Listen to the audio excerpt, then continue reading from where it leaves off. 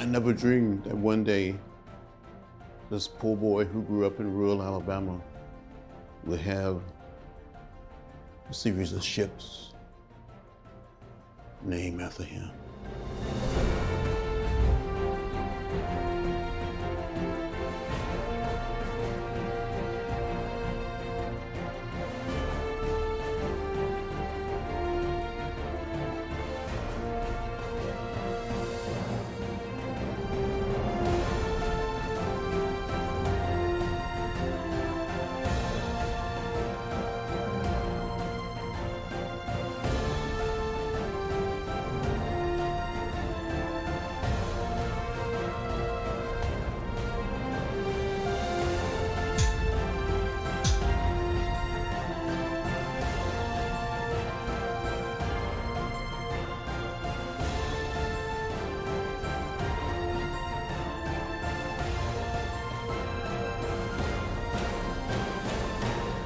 I said to each and every one of you, thank you. Thank you for making the hopes and dreams and aspiration of a people come true. You have built for the future.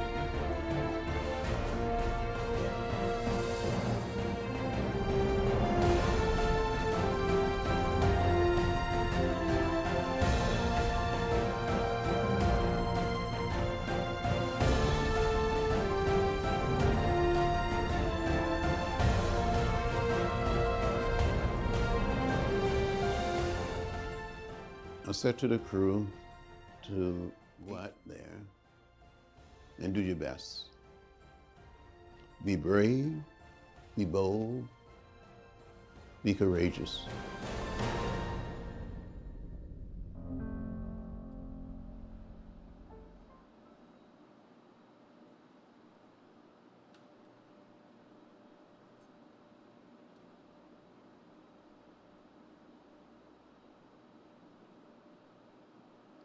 Good morning, ladies and gentlemen. Welcome to General Dynamics NASCO and San Diego. We're pleased that you've joined us today as part of a great tradition of seafaring nations that reaches back to the time of recorded history. The christening of ships becomes great public ceremonies, just like we have here today, to assemble to witness this tremendous tradition. So today, we're set to christen the USNS John Lewis, TAO 205, and I think that's a very special day.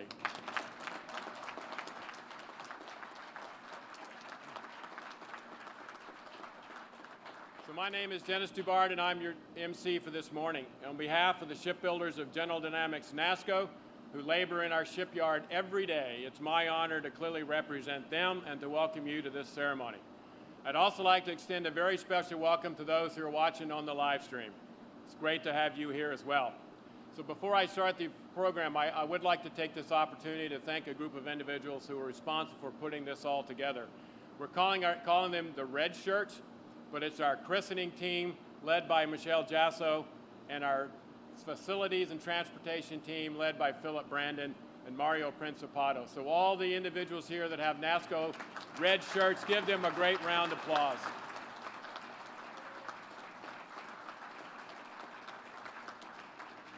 I know they appreciate it and they do a great job. So this is our first ceremony since December of 2019, obviously because of the pandemic. So we're excited to be back in this business. So right now we're going to get the program started. So we are pleased today to have the Color Guard from Naval Base San Diego to open our ceremony. So with the guests, please rise and remain standing for the presentation of colors, our national anthem, and the invocation. Parade the colors.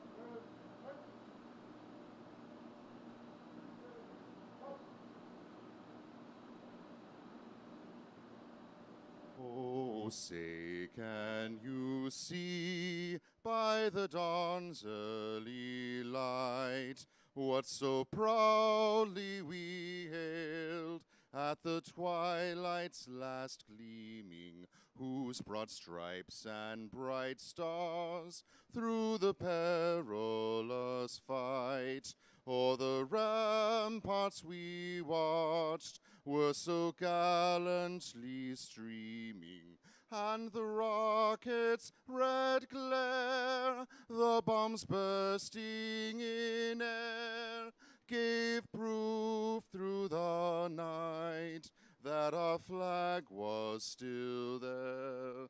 Oh, say, does that star-spangled banner yet wave o'er the land of the free and the home of the brave?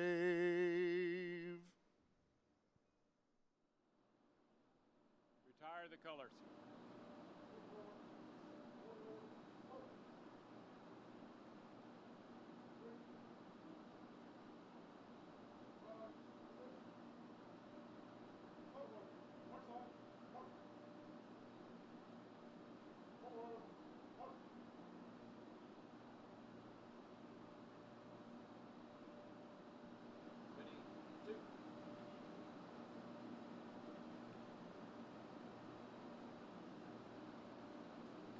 Lieutenant Keith Ellison, Chaplain Corps, United States Navy, will now deliver the invocation. Chaplain?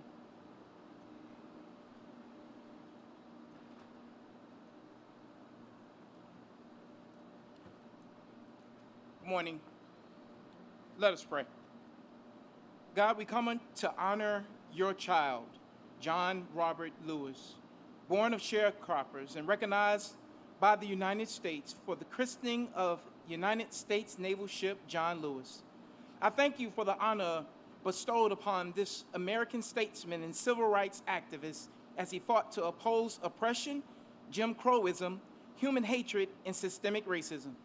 Your hand permitted him to serve honorably in the U.S. House of Representatives for Georgia's 5th Congressional District for 17 terms. We ask you now to bless his family, friends, and his legacy with your heavenly benediction.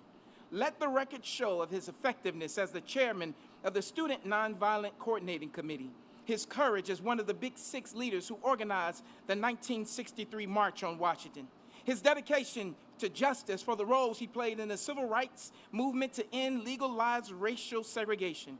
Let us never forget his patriotic cause to our country to end legalized racial segregation. Let us never forget his patriotic cause for our country as he pursued life, liberty, and the pursuit of happiness as he led the first march in Selma to Montgomery across the Edmund Pettus Bridge.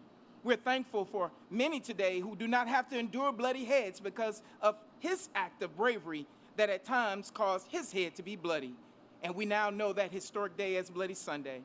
God, we see the wondrous works by your hand to orchestrate an avenue for a poor boy born to sharecroppers outside of Troy, not permitted to attend Troy University, but he made a change for better in this nation by way of protest, action, legislation, and with you as his anchor. Bless now her skipper, crew, NASCO, all the men and women that are gathered here today, our dignitaries, our congressmen and women, and everyone who has had a part in this glorious day. Touch the lives of every single person who walks aboard and protect their families with each mission, and let us never forget the legacy of the Honorable John R. Lewis. In the name above all names, amen.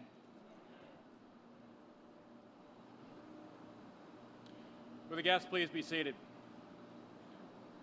Thank you, Chaplain. I really appreciate you being here this morning to kick us off, and I know how this means to you personally, so thank you very much.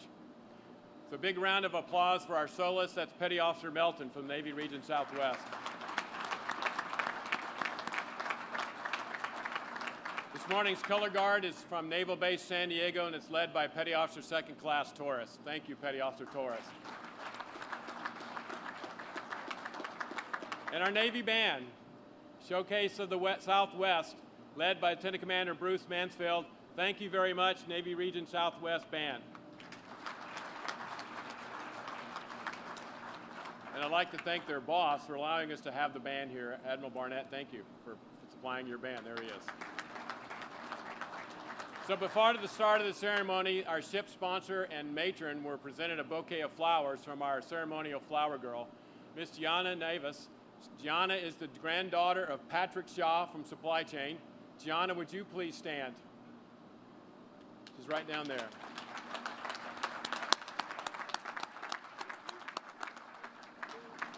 Gianna and her family are here visiting from Dallas, Texas. Now I'd like to introduce some of the distinguished guests we have on the speaker's platform this morning. Starting with my right, we have the President of General Dynamics NASSCO, Mr. David Carver. Our ship sponsor, Ms. Alfrey Woodard Spencer.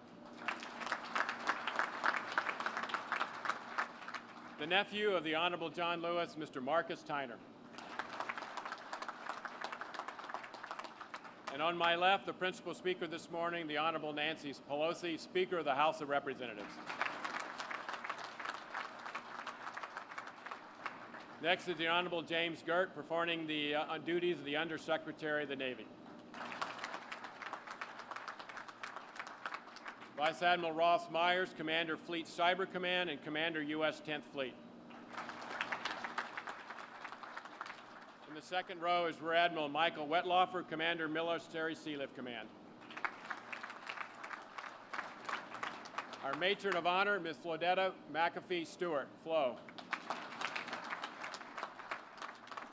Now I'm going to totally embarrass her. Today's her birthday.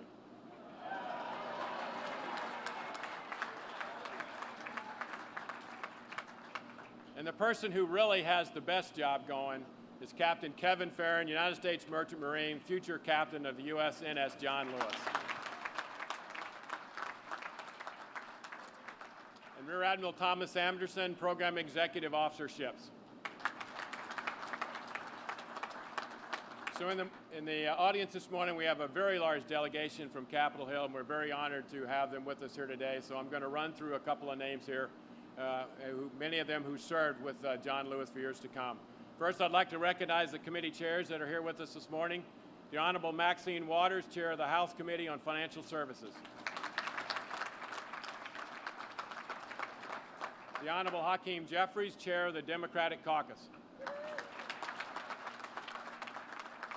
The Honorable Eddie Bernice Johnson is Chair of the House Committee on Science, Space, and Technology. The Honorable Gregory Meeks, Chair of the House Foreign Affairs Committee.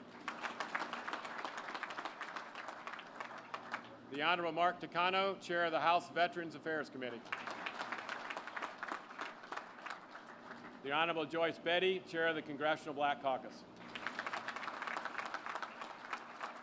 There's a lady taking all the pictures. The Honorable Thomas Sewell, Terry Sewell, author of the John Lewis Voting Rights Advancement Act. And the Honorable Nakima Williams, Representative Lewis's successor. And I couldn't leave this out without thanking our San Diego delegation, the Honorable Scott Peters, the Honorable Juan Vargas, the Honorable Sarah Jacobs, and the Honorable Mike Levin. So we do have some members of the Lewis family here this morning, and I'd ask you to please stand as I call your name. Mrs. Deborah Dixon, she's the sister-in-law of John Lewis, right here in the front row.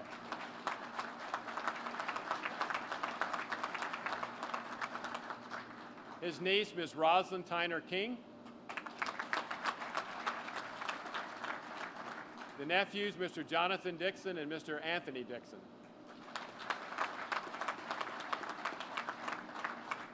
Great nephew, Regino King. And great niece, Miss Caitlin Dixon. From the city of San Diego, Mayor Todd Gloria. And Council Member Vivian Moreno, District 8. Representing the United States Marine Corps, Lieutenant General Karsten Heckel, Commanding General 1 Marine Expeditionary Force. And from the United States Navy, former Secretary of the Navy, the Honorable Ray Mavis. Vice Admiral Roy Kitchener, Commander Naval Surface Forces. Rear Admiral Stephen Barnett, Commander Navy Region Southwest and San Diego's Navy Mayor. So the Admiral just took command yesterday, but he's certainly no stranger to San Diego. He commanded Navy Base Coronado, or North Island as we call it. Great to see you back, Admiral. Commander Chris Schindler, representing Supervisor Shipbuilding Bath, Detachment San Diego. Mr. Rob Gerstein, representing Support Ships Craft Program Office, PMS 325. This is Mary Ann McCauley, Society of Ship Sponsors, and she was the sponsor of the USS Vela Gulf CG-72. And from General Dynamics, the Executive Vice President of the Marine Group, Mr. Rob Smith. And the person that's going to keep all the lights on and the screws turning is the Chief Engineer for the USNS John Lewis. That's Chief Engineer David Perkins. So, to all of you, thank you for attending and your ongoing support of the men and women of General Dynamics NASSCO. So now it's my honor to introduce our first speaker this morning. Ladies and gentlemen, please welcome the President of General Dynamics NASSCO, Mr. David Carver.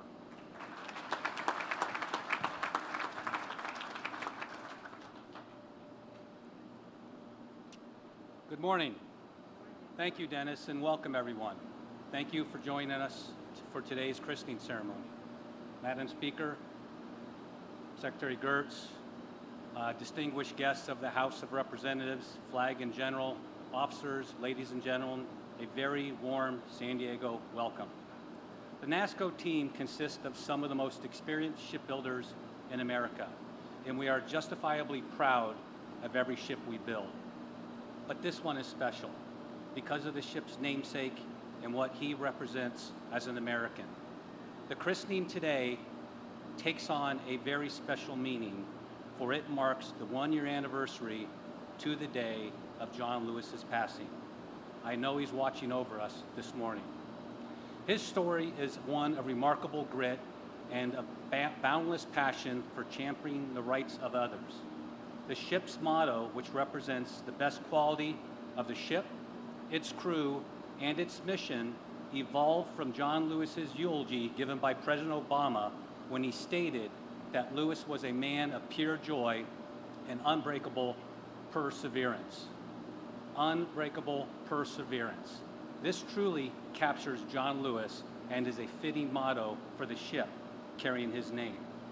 From his youth, John was at the forefront of progressive social and human rights movements that have been instrumental in shaping the future of our nation. His dedication to the civil rights movement began in earnest while he was still a young man, organizing sit-in demonstrations at segregated lunch counters in Nashville, Tennessee. We could spend the entire day talking about Congressman Lewis's accomplishments, but Dennis told me I had 5 minutes. So I'm certain you're going to hear a lot about his accomplishments from the other speakers, making it abundantly clear, as we are all aware, that he has dedicated his life to human rights, securing civil liberties, and building what he calls the beloved community in America. As the future USNS John Lewis sails the world ocean, the unbreakable perseverance that John Lewis the man demonstrated over a lifetime of service to our country will expand for decades to come and will serve our nation and the cause of freedom all of us hold dear. Building this ship, or any other ship for that matter, is never easy. The fact that we are here today underscores the extraordinary effort that many men and women of NASCO perform every day. We are a community of highly trained, highly skilled individuals. From design conception to christening and through delivery, we come together each day with a common purpose: to build and repair the finest ships that sail the high seas. As shipbuilders, the work we do serves a purpose greater than ourselves, and a purpose I know we all take enormous pride in. In the words of John Lewis, when we come together with a sense of mission, we can make the impossible possible. We started construction on this ship in 2019. The ship's journey from contract to christening reaffirms the foundation of NASCO's past successes and reputation for delivering high-quality, mission-ready ships. While that reputation is built upon a range of strengths, our best strengths are people. The shipbuilders of NASCO is what truly makes today possible. With us this morning is our sponsor, Miss Alfre Woodard Spencer.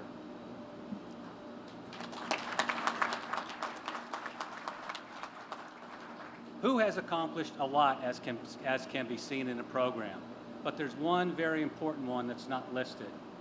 As mentioned last night, she is a certified NASCO welder and wears a gold hat. This was necessary back in May of 2019 when she welded her initials in the ship's keel. She's an accomplished performer of stage and screen, playing a host of diverse characters, including a doctor, detective, judge, and teacher, to name a few. In 2009, President Obama appointed her to the President's Committee of Arts and Humanities, continuing her important work as an influential activist in supporting human rights. We are thrilled that you are here and know that, like Congressman Lewis, you will be an integral part of this ship for decades to come. Hard work and commitment to excellence, those are the principles that John Lewis lived by and inspired all who came to know him. Those are the same principles we seek to achieve when we build ships. On behalf of the 3,600 hard-working employees of General Dynamics NASCO, we are honored to have you as a ship sponsor. Thank you.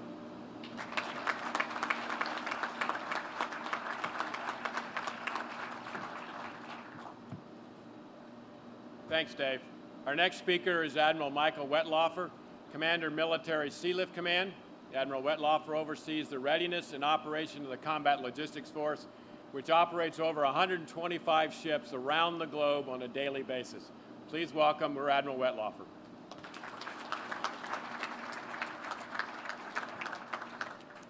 Thank you, Dennis. Good morning, Madam Speaker, Secretary Gertz, Admiral Myers, and of course, Alfre, who we got to know a little bit last night as the ship's sponsor. And of course, I'll take advantage of the previous introduction. So it's great to see you all here this morning. Thank you very much for coming. Christening ceremonies allow us to publicly announce a ship has come to life. It is fitting, it is more than fitting, that we are here today with government and industry leaders, friends and family of John Lewis, and our Navy family to celebrate this occasion. As the global maritime environment is increasingly crowded and contested, John Lewis will continue to support our national security strategy in building partnerships with our friends and allies and enable naval forces to rapidly respond to crisis, deter adversaries, and maintain our global presence around the world.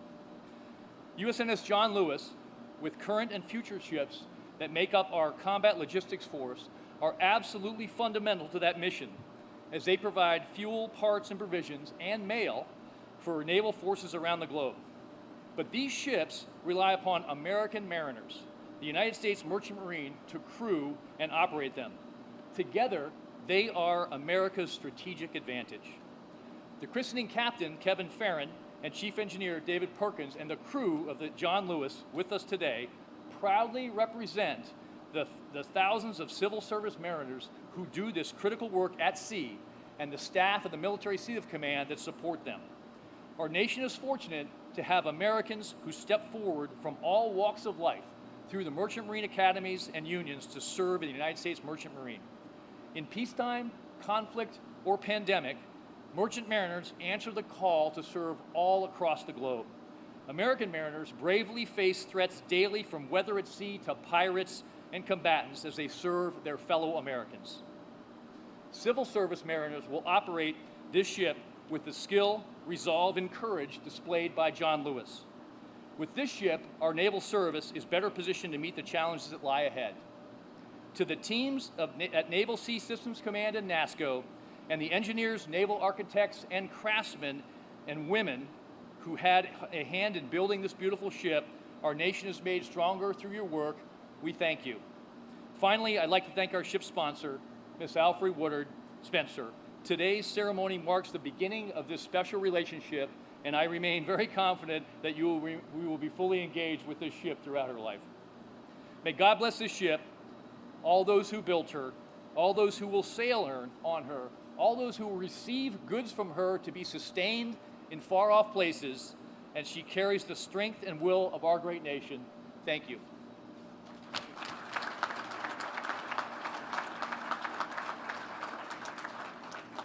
Thank you, Admiral. Our next speaker is Vice Admiral Ross Myers.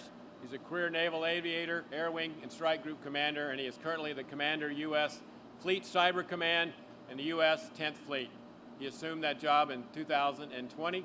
Please welcome Vice Admiral Myers.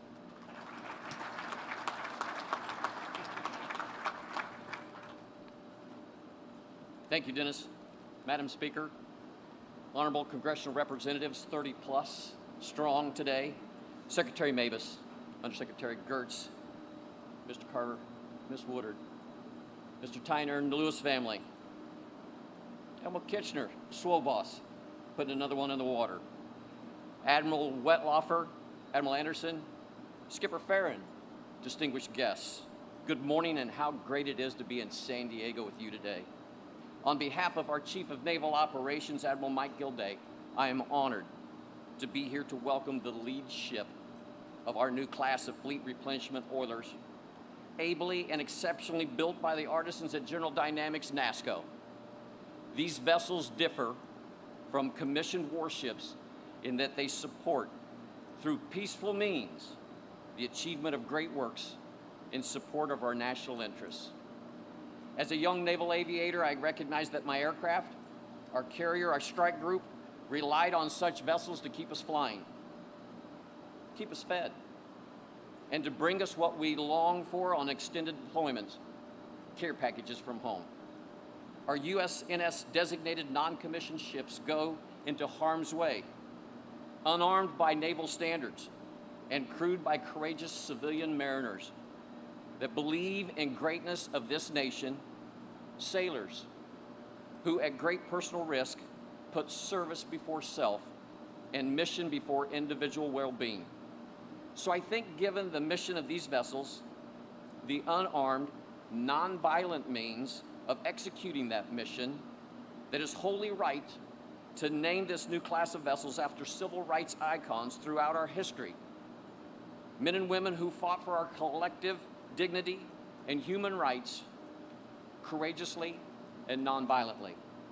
I'm personally honored and proud to represent the Chief of Naval Operations at this christening of the lead ship in this class on the first anniversary of its namesake's passing, the Honorable John Lewis. I was too young to even be in school in Kansas when Mr. Lewis helped lead the Civil Rights March across the Edmund Pettus Bridge, delivering a message to the American people about the ongoing struggle for freedom. I was just beginning my naval career when Mr. Lewis was elected to Congress, where he continued to serve his country for more than 33 years, the remainder of his life. I am in awe of such a lifetime, of all that he saw, all that he did, to help make us a better nation, a more inclusive, wiser, perfect union. So thank you again on behalf of the CNO for the opportunity to speak today. I will forever cherish the memory of playing a small part in this ceremony, and I have no doubt that the mariners who serve aboard USNS John Lewis will continue to recall his example, and I pray that we all will do likewise. Thank you.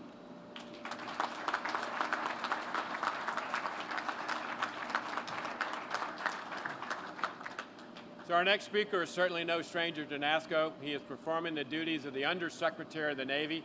In addition to serving as the Deputy and Principal Assistant to the Secretary of the Navy, He also serves as the Chief Operating Officer and the Chief Management Officer for the Department of the Navy. Please join me in welcoming the Honorable James Gertz.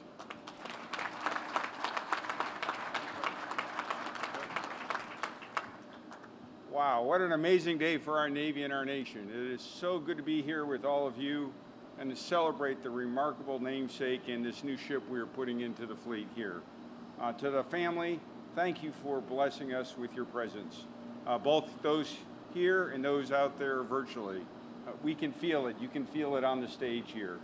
You know, we talk about the motto of unbreakable perseverance. And certainly you'll hear some more about a person's life dedicated to that in ways that I can't even imagine. But it also represents everything here, the unbreakable perseverance of the shipbuilders.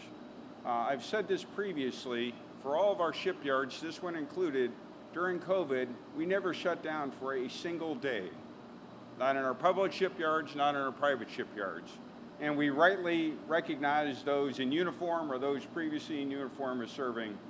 But there's patriots sitting here. You can see them in their faces. And I just want to publicly thank their unbreakable perseverance for sticking with it, not letting the challenges of COVID slow us down, and allowing us to be here today because of all your work. Thank you very much.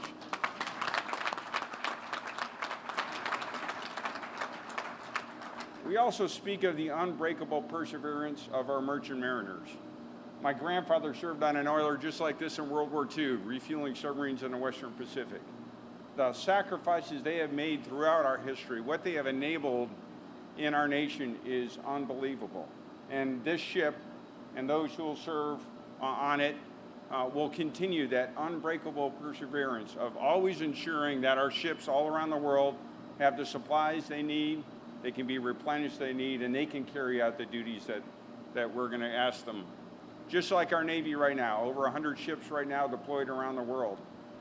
Unbreakable perseverance. They're ensuring that the ideals of Mr. Lewis, that the ideals of this nation can be carried out across the globe so that we can continue to ensure the freedom of maneuver and all those things that we hold dear can continue across the globe.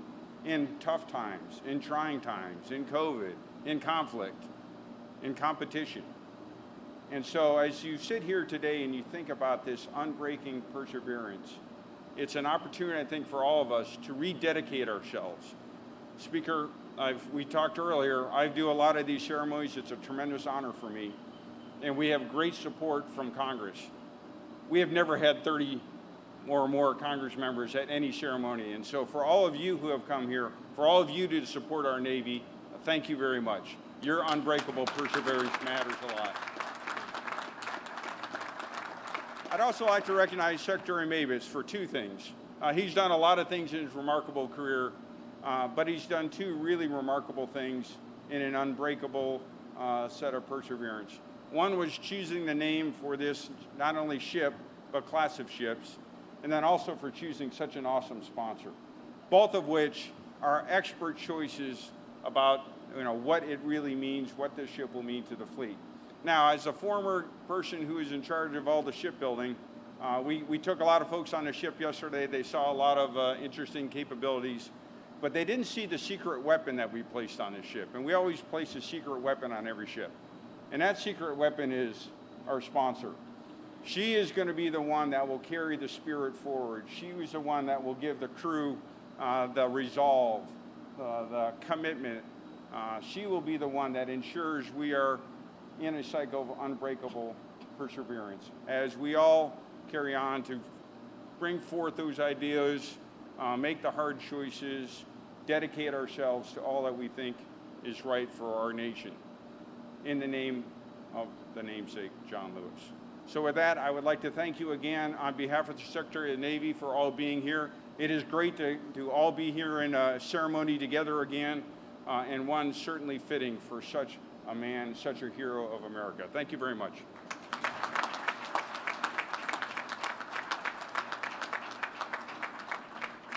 Thank you, Secretary Gertz.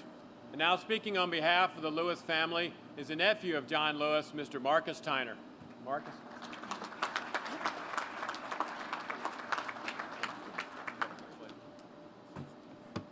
Thank you. On behalf of my beloved uncle and the entire Lewis family, we are humbled and grateful for the christening of the USNS John Lewis. We all agree that what is most important at this critical time, and what will please my uncle most, is the passing of the John Lewis Voting Rights Bill.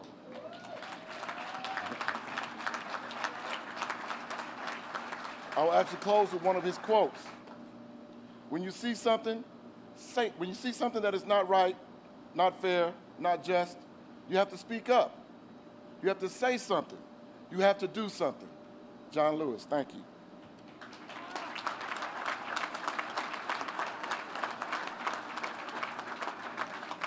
Thank you, Marcus. Well done. Our principal speaker this morning is the Honorable Nancy Pelosi. She's the 52nd Speaker of the House of Representatives. Speaker Pelosi has served in Congress proudly representing the city of San Francisco for over 30 years. She made history when the Democratic caucus first elected her woman speaker in the House in 2006. Speaker Pelosi again made history in January of 2019 when she regained her position second in line to the presidency, the first to do so in 60 years. She has led the House Democrats for over 16 years, and it's truly my distinct honor to introduce the Honorable Nancy Pelosi.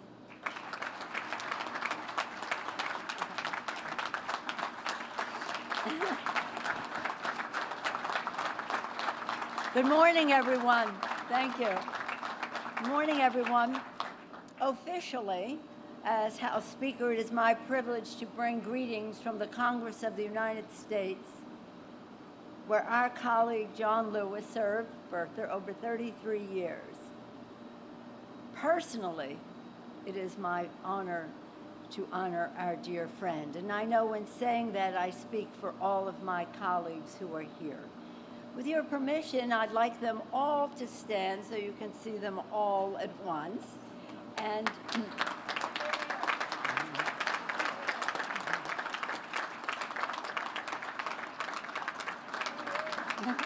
earlier, Dennis acknowledged many of them, but I do want to again acknowledge some who have made it bipartisan, who have made it such a large number. Representative from Georgia, Mr. Carter. Now, stand up as I do this so people can see you.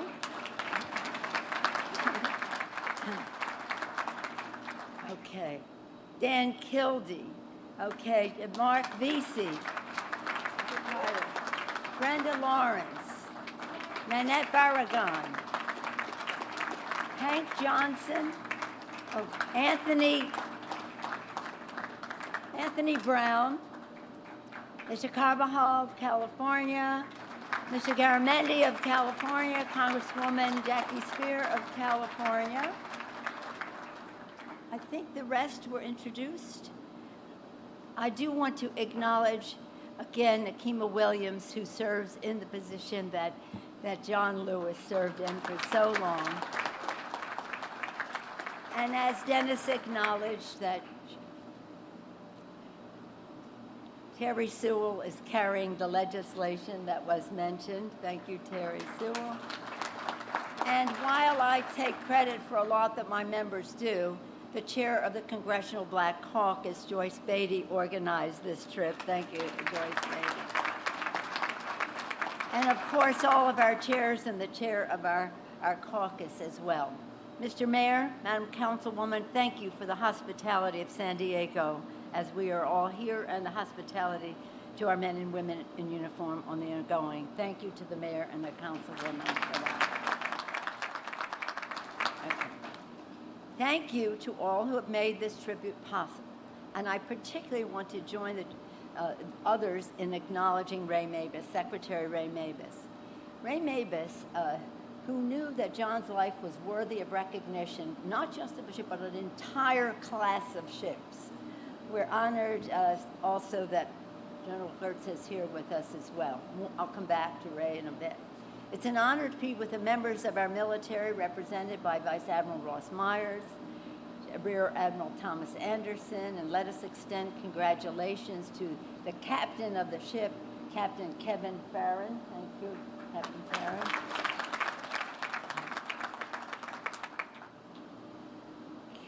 Rear Admiral Michael Wettbauer, thank you. 105 ships? A little more, but 150 ships? Wow. Thank you. We're all in your debt. Thank you so much. And again, all who serve our country in uniform, thank you for the inspiration you are for us in Congress to build a future worthy of your sacrifice. We're grateful to David Carver, to Dennis Dubart, and NASCO, and the men and women of labor who built this ship, and with great skill and great patriotism. Let us thank our workers.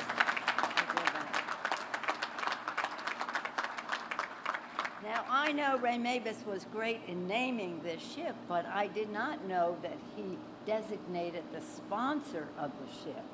And John Lewis, I'm sure, had a role in that. We are so inspired by you. Let me call you Madam Sponsor of the Ship.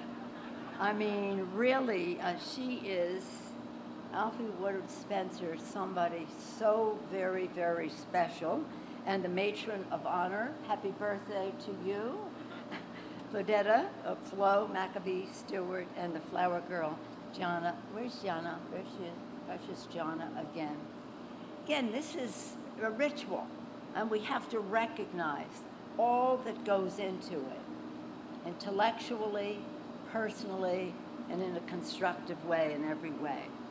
All of us are honored to be with the family. John would have liked that speech, not just because of its brevity. He was into that for the rest of us. But wasn't that remarkable? So we thank Deborah, Marcus, Rosalind, Jonathan, Anthony, Master, Caitlin, and again, a member of John's family officially in every way, Michael Collins. Michael. Thank you, Michael, for making everything so possible for John. Okay, it is fitting that we honor John Lewis with this formidable ship because John Lewis was a warrior. One of the mottos of the Navy is Semper Fortis, always courageous. And John Lewis was indeed always courageous. How perfect it is that the motto of this ship, the ship bearing his names, is unremarkable perseverance. Unremarkable perseverance. For this ship will be a beacon to the world, reminding all who see it of the persistence and courage of John Lewis. And John Lewis and the finest navies and merchant marines in the history of the world that this ship is a part of. Let's hear it for our navies and the Navy and the Navy and the merchant marines. I think it's really important to note that this is something fresh and new. Under Secretary Mabus's leadership, other warriors for freedom were similarly honored. Chief Justice Earl Warren, Attorney General Robert Kennedy, the suffragist Lucy Stone, abolitionist Sojourner Truth. How about that? LGBTQ pioneer Harvey Milk, and labor leader Cesar Chavez. So, John always demonstrated courage with his presence. Be there, John would say. His presence as the first of the Freedom Riders and the head of SNCC. His presence as the youngest speaker on the March on Washington, and as his presence as a hero on the march from Selma to Montgomery. And his presence as the conscience of the Congress, where he served for 3 decades. He and I were in the same class, so that means we came in the same class of Congress. So we both served together for over 30 years, so I'm not sure I can get through this to the end of this speech because we all have so many memories of John. John's great courage made him revered in the Congress. In the halls of the Capitol, he was fearless in the pursuit of a more perfect union, whether voting rights or fighting to defend voting rights, ending LGBTQ discrimination, stopping gun violence, epidemic, everything you can name. My colleagues and I will never forget his presence as he led a sit-in on the floor of the House to end gun violence. Well, it was thought that he would be arrested for that, and everybody was lining up to be arrested with John Lewis. not only then, but other times. John had the presence not only to lead the civil rights movement, but also help lead all Americans with a greater understanding of the movement. He always wanted us to see the struggle through his eyes. That is why, for years, he took members of Congress from across America to Selma. On the 50th anniversary, the presence of John Lewis and President Barack Obama linking arms while retracing John's steps over the Edmund Pettus Bridge was an iconic picture of progress. Barack Obama would not have been in that capacity without the sacrifice, courage, and perseverance and the presence of John Lewis. As we celebrate a ship named for John, I want to recall his presence on a trip we took to Ghana under the leadership of the Congressional Black Caucus, Madam Baby. We went there to mark 400 years since the first enslaved Africans were sent by ships. So we're talking about ships here, right? By ships to America. I wish you could have seen the welcome John received. And I wish you could have seen his emotion at the door of no return, where enslaved people were sent through to board the ships that would take them to be enslaved in America. And John taught us that that was much a part of American history as the Edmund Pettus Bridge. Many of you were on that trip to Ghana with John, so you know how emotional that was for us. That was July of 2 years ago, 1 year before, a short time before we realized the challenge that he was facing. While John was a man of great courage and a fighter, he was always about nonviolence.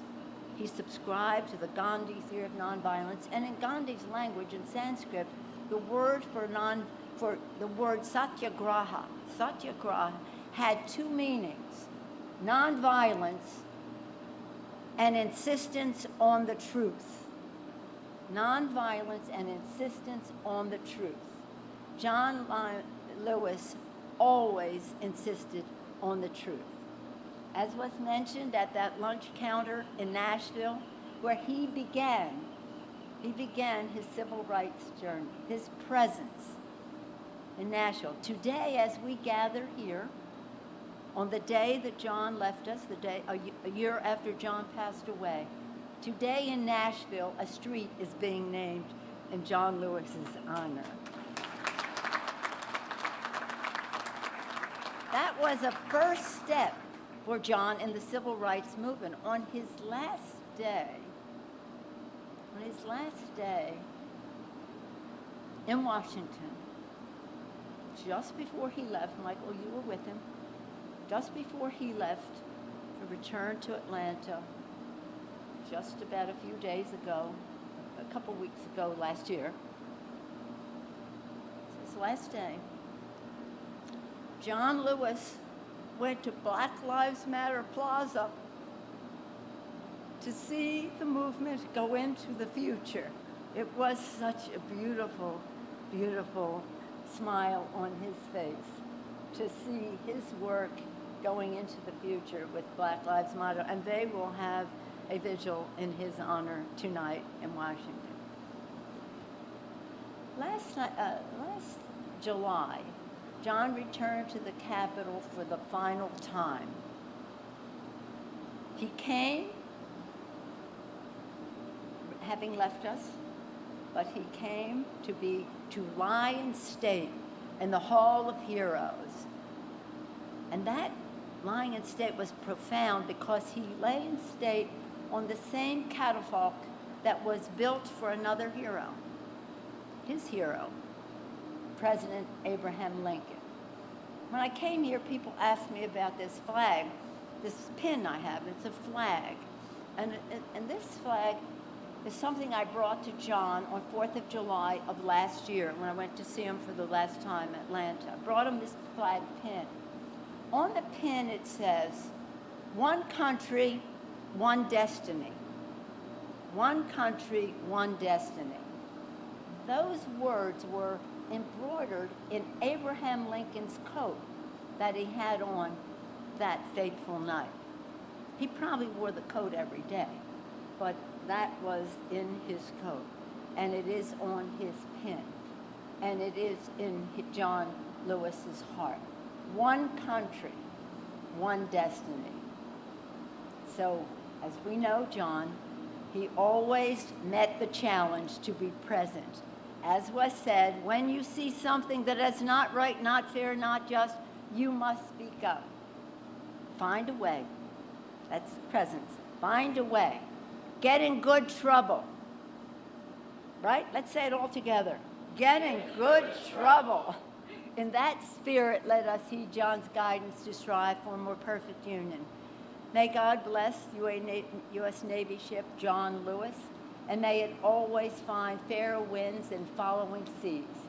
May God bless the men and women of the Merchant Marine who will serve aboard it. God truly blessed America with the life, legacy, and leadership of John Lewis. May God continue to bless America. Thank you all very much.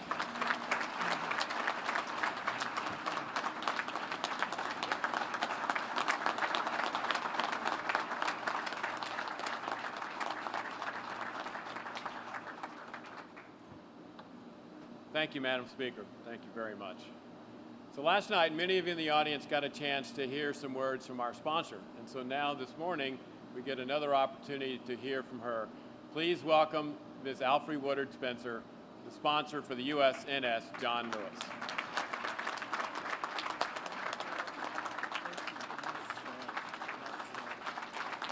Thank you.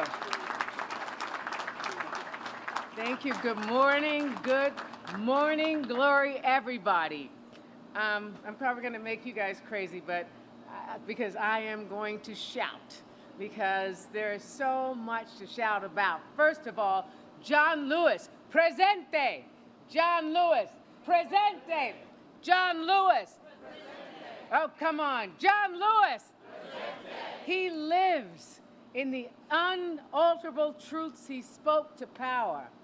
He lives in all the spaces where people reach out their hands to welcome, to protect, to feed, to vote, to encourage. In all those places where people say, amen. John Lewis lives in all the spaces where people reach out their hands to pull others up to the lives that they deserve.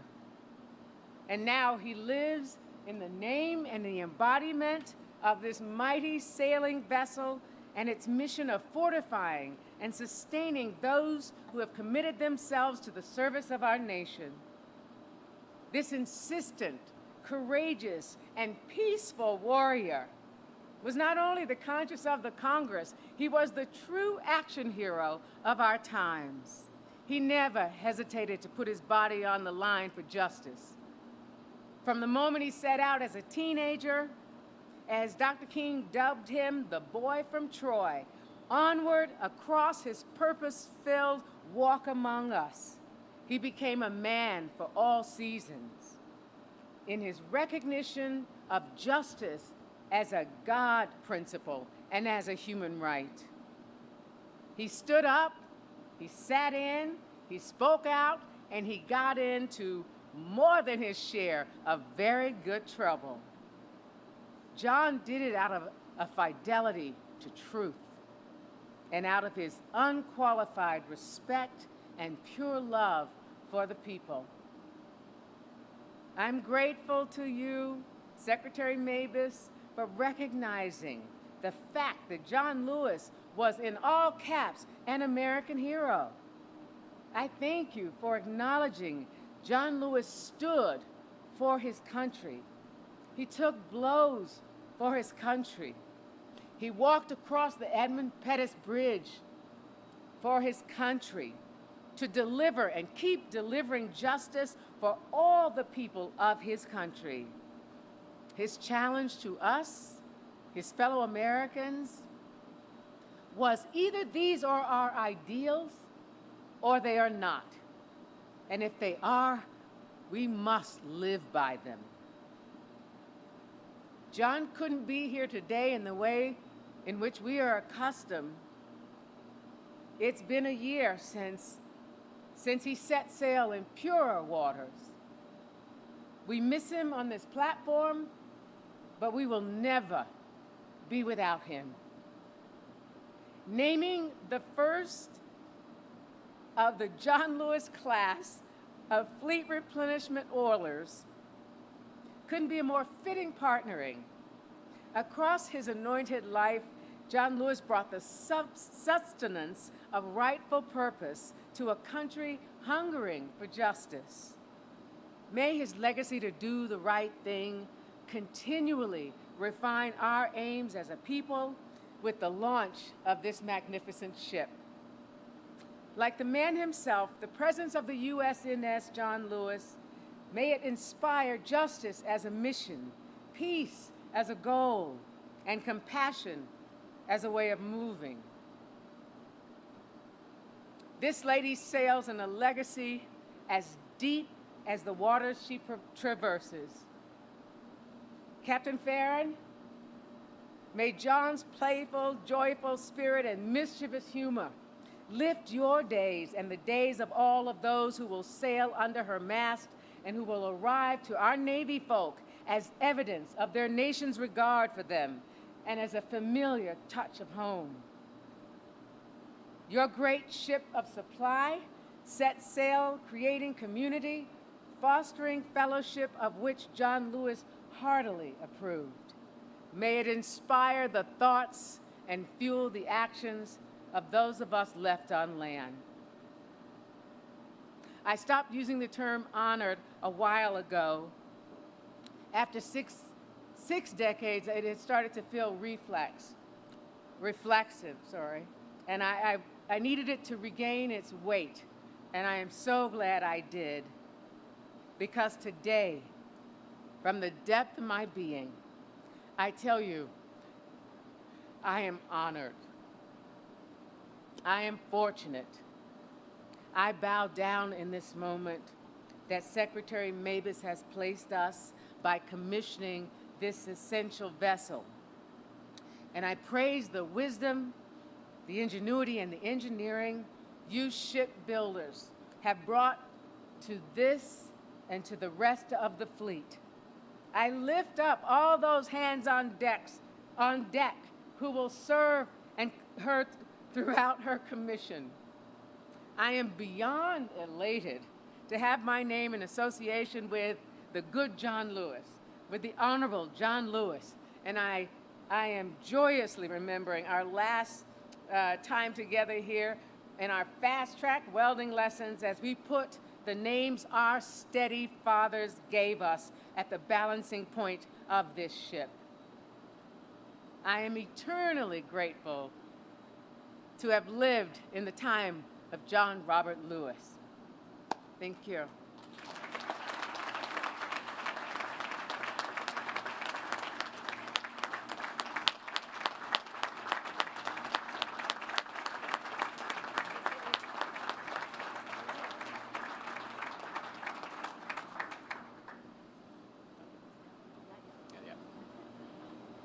Captain Farron, I think the ship is in good hands with this sponsor going forward. Thank you very much. So now there's one other thing she has to do, and that is she has to bring this ship to life, and that's breaking the bottle of champagne on the hull.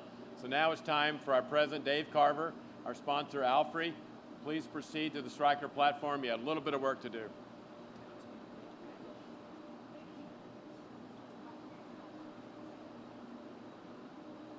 Let's hear from the Navy band.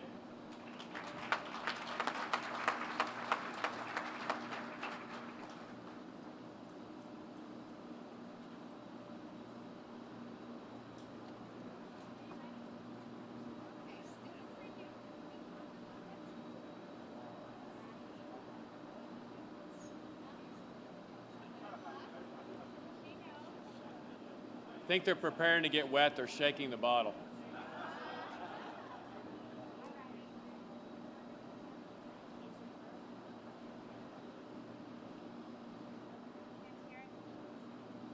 Ms. Woodward, would you please christen the ship?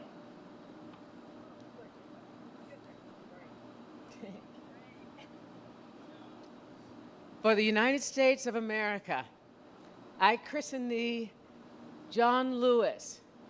May God bless this ship and all who sail in her.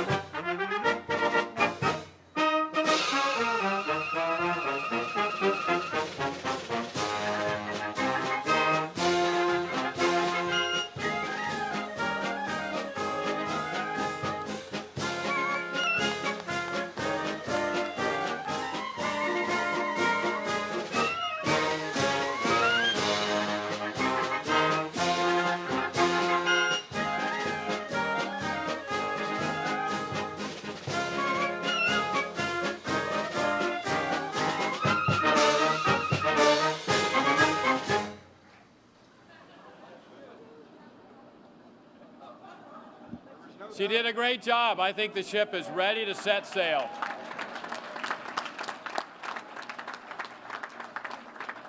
So ladies and gentlemen, thank you very much for being here today, and this concludes our ceremony. On behalf of the men and women of General Dynamics, thank you for attending this christening ceremony. A special thanks again to all of our NASCO team. We wish all of you fair winds and following seas. Thank you very much.